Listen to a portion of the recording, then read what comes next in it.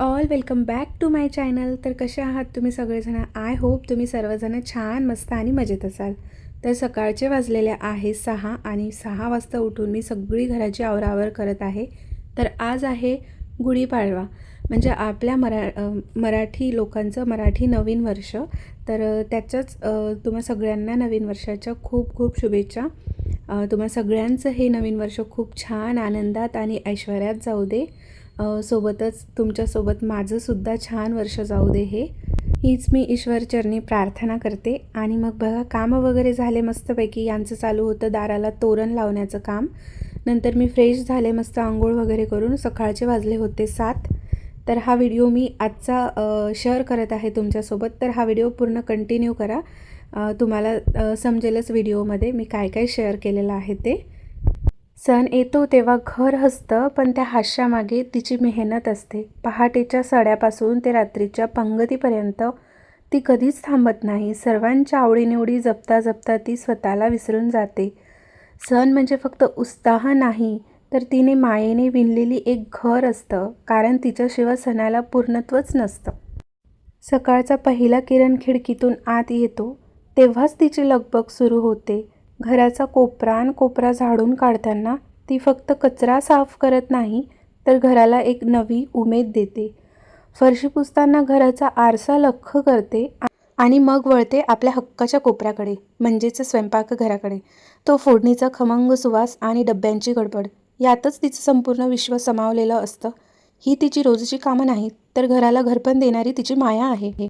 पहाटेची शांतता आणि तिची ही लगबग. घर झाडण्यापासून ते गरम गरम पोळ्या करण्यापर्यंत तिची सकाळ कधी सुरू होते आणि कधी संपते हे तिलाही कळत नाही. प्रत्येक कामात एकच ओढ असते, माझ्या माणसांना सगळं कसं वेळेवर आणि नीटनेटकं मिळावं. हेच तर असतं एका स्त्रीचं खरं रूप. खरंय ना फ्रेंड्स? मला नक्की कमेंट्स करून सांगा. सकाळचा पहिला किरण घरात येतो आणि माझी लगबग सुरू होते. घराचा कोपरा झाडून काढताना मी फक्त धूळ साफ करत नाही, तर माझ्या घराला एक नव्या दिवसासाठी सजवत असते. फरशी पुसताना मिळणारा तो लख्खपणा मनाला एक वेगळीच शांतता देऊन जातो. घर नीटनेटके असले की मनातही प्रसन्नता राहते. म्हणूनच तर ही सकाळची धावपळ मला हवीशी वाटते. स्वच्छतेचं काम आटोपलं की माझं पाऊल पडतं माझ्या हक्काच्या कोपऱ्याकडे, म्हणजेच माझ्या स्वयंपाकघराकडे. डब्यांची आवराआवर, पिठांचा तो मऊ स्पर्श आणि फोडणीचा तो खमंग सुवास. स्वयंपाक करणं माझ्यासाठी केवळ एक काम नाही, तर ते माझ्या कुटुंबाप्रती असलेली माझी माया आहे. प्रत्येकाच्या आवडीनिवडी जपणं आणि त्यांच्या चेहऱ्यावरच्या तृप्तीचा आनंद पाहणं, यातच तर माझं संपूर्ण जग सामावलेलं असतं. थकायला होतं कधी, कंटाळाही येतो, पण जेव्हा माझं घर हसतं खेळतं आणि तृप्त दिसतं, तेव्हा माझा सगळा थकवा कुठे पळून जातो. कारण घराचं घरपण हे केवळ भिंतीमध्ये नसतं, तर ते स्त्रीने मायेने केलेल्या या कामामध्ये असतं. खरे सांगू, चवीचं खरं गुपित मसाल्याच्या डब्यात नसतं, तर ते बनवणाऱ्याच्या हातातील मायेत असतं. सकाळ झाली की माझ्या या छोट्याशा जगात, म्हणजेच माझ्या स्वयंपाकघरात, एक वेगळीच ऊर्जा संचारते. कांदा चिरण्याचा तो वेग, पिठाचा मऊ लुसलुशीत स्पर्श आणि त्या खमंग फोडणीचा घरभर दरवळणारा सुवास. आहा, हा सुवासच सांगतो की आज काहीतरी खास बनतंय. कधी धावपळ होते, कधी थोडं थकायलाही होतं, पण जेव्हा गरम गरम पोळ्या डब्यात जातात तेव्हा मिळणारं समाधान काही वेगळंच असतं. बरोबर ना फ्रेंड्स? तर हे सगळं जेव्हा एक स्त्री मन लावून काम करत असते आणि तेव्हा खूप छान असं आपल्या घरी जो व्यक्ती असते, आपला नवरा किंवा आपले लेकरं, ते खूप हॅप्पी असतात. आपण जर का तोंड पाडून काम करतो म्हटलं, तर ते कुठेतरी आपल्यालाही समाधान नसतं आपल्या मनाला, आणि आपल्या घरच्यांनासुद्धा समाधान वाटत नाही. असं वाटते त्यांना की आज आपल्या घरातली व्यक्ती जी आपल्याला सर्व काही करते, तिचं तोंड थोडं ना पडून आहे. आणि व्यक्ती ओळखायला घरातले लोक खूप हुशार असतात. आपणही खूप हुशार असतो. व्यक्तीचा फेस बघून आपण ना, ही व्यक्ती कशी आहे किंवा कोणत्या मूडमध्ये आहे हे आपण लगेचच ओळखून घेत असतो. तर माझं म्हणणं एकच की आपण जेव्हाही कोणतं काम करतो, तेव्हा तोंड पाडून करण्यापेक्षा आपण ते काम तर करणारच आहे, मग आपण मन लावून केलेलंच चांगलं ना, असं तरी मला वाटते. मी तरी नेहमी ना, जे काम करायचं आहे ते खूप मन लावून करत असते आणि छान असं प्रेमाने करत असते. स्वयंपाक असो, कोणतेही काम असो, अगदी घाई गडबड न करता ते मी करत असते. स्वयंपाकही हे ना, जेव्हा आपण म्हणजे जर आपल्याला करायचं इच्छा नसेल तर आपण नको करायला, पण ना म्हणजे एकदम जबरदस्तीने केला ना ते कुठेतरी व्यवस्थित होत नाही.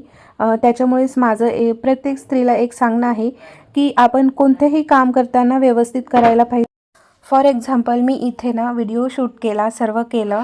मला व्हिडिओ करताना बोलायला होत नाही, कारण की टी व्ही वगैरे चालू राहते, त्याच्यामुळे मग शूट करून घेते आणि नंतर मी व्हॉईस ओव्हर देत आहे. तर तुम्ही एक ऑब्झर्व केलं असेल माझ्या व्हिडिओमध्ये की माझ्या मुलीचा आवाज येत आहे. मी एवढ्या मेहनतीने इथे व्हॉईस ओव्हर करत आहे आणि मुलगी तिकडे ओरडत आहे. तर होते, चिडचिड होते, पण ह्या चिडचिडाला ना कुठेतरी मी थोडी शांत बसते आणि मग नंतर तिला व्यवस्थित सांगते.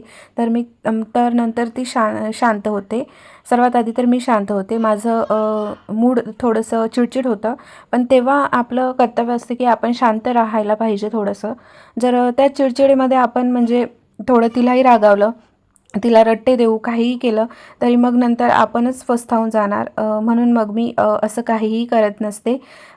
अगोदर तर मी स्वतःला शांत करून घेते आणि मग नंतर ना जे काय करायचं आहे ते करत असते.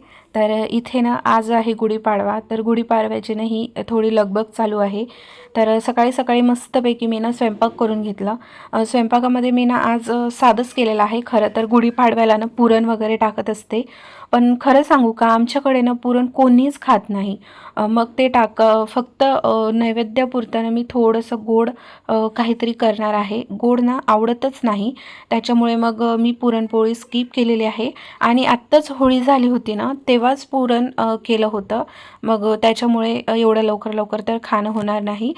तर असो, देव फक्त आपल्या मनामध्ये असायला पाहिजे. देव आपल्याला म्हणत नाही की आपल्याला हेच खायचं आहे किंवा तेच मला दे, हेच मला दे, असं काहीही नसते. ते आपल्या फक्त मनाचे बोल असतात. जे की आधीचे लोक असतात त्यांना असं नेहमी नेहमी खायला भेटत नव्हतं. त्याच्यामुळे असं एखादी प्रॉपर असा सण असायचा की त्या सणाला तिखट खावं आणि ह्या सणाला गोड खावं, असं काहीतरी ती आपण परंपरा जपत आलेली आहे असं तरी मला वाटते. तुम्हाला काय वाटते नक्की कमेंटमध्ये सांगा. तर त्याच्यासाठीच ना मी इथे स्वयंपाकसुद्धा करून घेतला. नंतर प्रिशा उठली. प्रिशाला ना मस्तपैकी तिला फ्रेश करून तिला भरवलं मी आणि मग ह्यांनी थोडं बाहेर गेले होते, जे आपले तोरण वगैरे असते ना त्याचे पानं वगैरे आणण्यासाठी. तर मग त्यांनी गेले. माझा इकडं स्वयंपाक, प्रिशा उठायच्या आधी माझा स्वयंपाक वगैरे झाला होता. नंतर ना मग बघू शकता तुम्ही आमची बेडरूम ना ही पूर्ण अस्तव्यस्त होऊन आहे, कारण की प्रिशा उठायच्या आधी मला हे उचलता येत नाही. मग म्हटलं मी संधीचं सोनं करून घेतली, कारण की प्रिशा तिकडे गेली आणि मग बेडरूम मी पूर्ण आवरून घेतलं. नंतर स्वयंपाकामध्ये काय काय केलं ते मी तुम्हाला दाखवलेलीच आहे ताटामध्ये. हे असं काही साधं सिंपल मी जेवायचं केली होती. आणि मग नंतर वेळ येतो तो म्हणजे किचन ओटा आवरायचा असतो. तर किचन ओटा आवरून घेत आहे मी, जसं की तुम्हाला दाखवत आहे. स्वयंपाक झाल्या ना आपण जेवण केलं आणि बसतो म्हटलं ना तर मग खूप जास्त आळस येते. मी ह्यांना जेवायचं देऊन देते आणि मग लगेचच ना गॅस ओटा क्लीन करून घेत असते. कारण की नंतर मी जेवण केलं ना, मग थोडं जेवण केल्यानंतर कुठेतरी ना आळस येतो आपल्यामध्ये. त्याच्यामुळे मग मी जसं स्वयंपाक झाला की लगेच गॅस ओटा क्लीन करून घेते, जेणेकरून कामात काम होऊन जाते आणि मग नंतर जेवायला बसत असते मी. जर जेवण करून थोडंसं बसलं नाही, लगेचच काम करायला गेलं, तर ते मग कुठेतरी आपल्या शरीराला असं वेदना झाल्यासारखं होतात. तर बघा फ्रेंड्स, आजचा हा छोटासा व्लॉग होता. आय होप तुम्हाला आवडला असेल तर लाईक, शेअर, सबस्क्राईब आणि कमेंटसुद्धा करा. अशा प्रकारे मी गॅस ओट्याची क्लिनिंग करून घेतली आणि व्लॉगला इथेच एंड करून घेतलेला आहे. तर चला मग भेटते तुम्हाला परत अशाच एका नवीन व्हिडिओसोबत. आणि व्हिडिओ आवडला असेल तर लाईक, शेअर, सबस्क्राईब आणि कमेंटसुद्धा करा. आणि ह्या व्हिडिओमध्ये काही चुकीचं वाटलं असेल किंवा चांगलं वाटलं असेल त्याच्याबद्दलसुद्धा नक्की कमेंट करून सांगा. भेटूया परत. बाय. ऑडिओ जंगल.